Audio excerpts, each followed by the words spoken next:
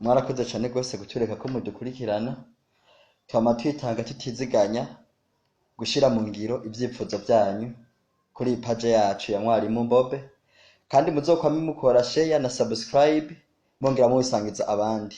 Buri zina ryose mushize muri commentaire tuziyaranja uburyo bwose turisigura uko bizogenda kose. Ubu rero twaje n'amazina badusabye ko dusigura. Irya mbere ni izina Blaise.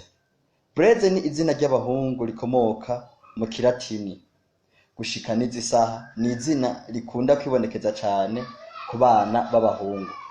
Blaise rero rivuye mu ijambo Braesus risigura kibalbisi, aha ni mu Gifaransa kibalbisi. Mu Kirundi ciza kwigovyora cyangwa se kwisigura bigoranye. Ba Blaise barangwa niki? Imbere ko tuvuga ibibaranga, hinge tubanze tuvuge ba Blaise bamaze guca agahigo mu buzima bwabo, babonetse ibyamamare. Hariho Blaise wo twita Blaise Pascal. Blaise Pascal yari umunyasiyansi akomeye, akongera akaba mathématicien, umufilozofe n'umuteologien. Theologie bajya abantu usanga akunda kuvuga ibintu bijanye n'ivy'ijambo ry'Imana.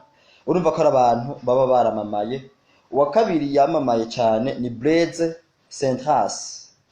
Yari umuvugamakuru akomeye, akaba n'umuntu yamenyekanye cyane mu bijanye n'imivugo. Imivugo ni poeme mu Gifaransa.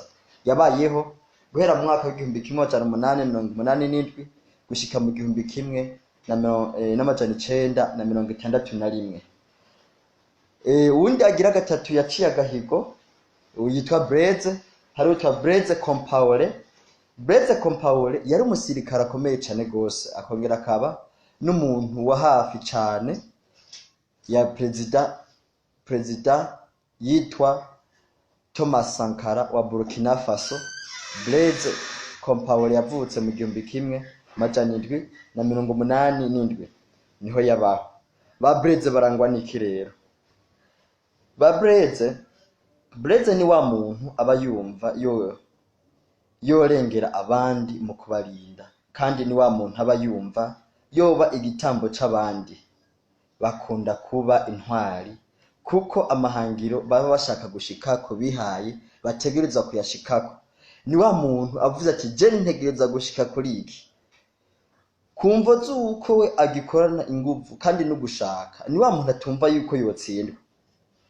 Nico gituma kenshi uzosanga bakunda kubishikako. Ni ba bantu kandi uzosanga bakunda kuboneka mu bijanye n'ivy'ubutungane n'ubuyobozi, ko bazi gutunganiriza abandi. Izina rigira kabiri twarondeye ni izina ryitwa Ponce. Ponce ni izina ry'abahungu naryo nyene rituruka mu Kilatini pontis, risigura pont. Pont ni pena nena te, pont mu Kirundi ikiraro.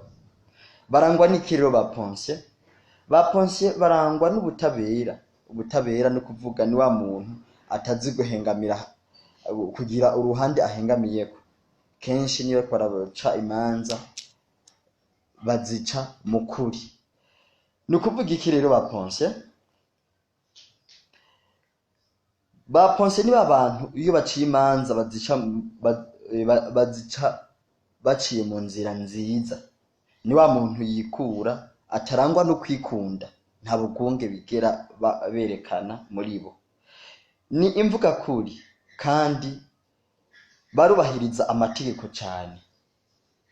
Barubahiriza amategeko cyane gose. Bibagira vuba iyo babashavuje kandi barababarira n'ingoga. Ni abakozi babigize umwuga, ari naco gituma imishinga yabo itera ije imbere buri munsi. Gutsindwa ntibirangwa mu buzima bwabo. Izina rigira gatatu ni Rodrigue. Rodrigue shavuga ngo ni Rodriguez canke Rodriguez, rihezwa na S, ryandikwa kubiri. Uko ryandika kose uhereza na Z canke S nta kosa wowe ushizemo. Rituruka mu Kidagi Claude risigura icamamare gikomeye. Atari icamamare cyo ngaho gusa, icamamare gikomeye cyane gose. Rodrigue rero ni wa muntu azwi mu kwerekana amarangamutima cyane.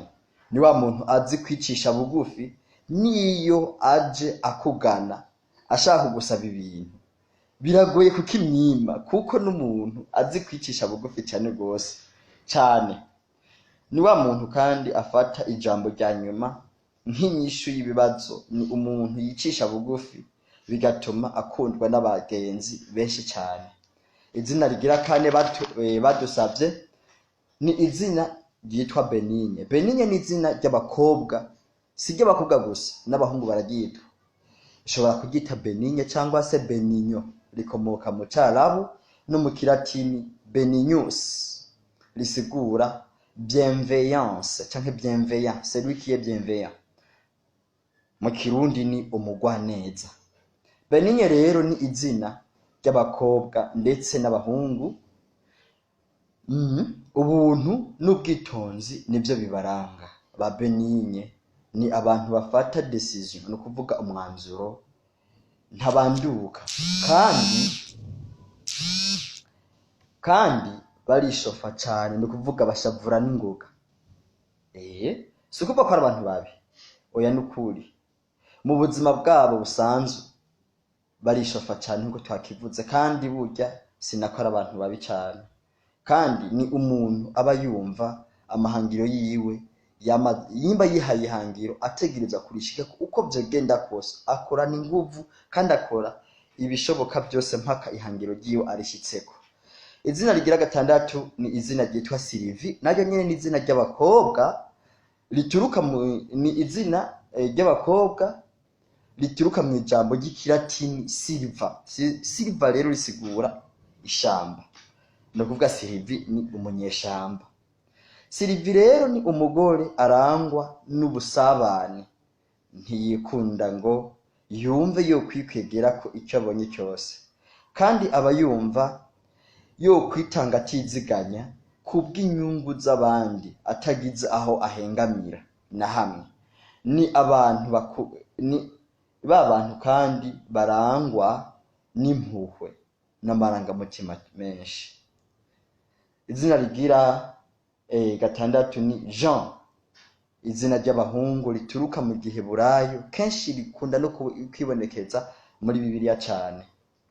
Jean rero rivuye mu ijambo ry'Igiheburayo Yehohanane, risigura Imana yatanze ubuntu, no kuvuga Imana yatugiriye ubuntu. Tukivuge neza, Imana yatanze ubuntu cyangwa Imana yagize ubuntu. Yohani ni umugabo abandika neza, ashimishwa no guhura n'abandi bantu bashasha. Arakunda guharira kugira ngo bikunde abonekeshe, no kuvuga ashire hanze impano yiwe yo kuvuga. Niba abantu bakunda kuvuga cyane.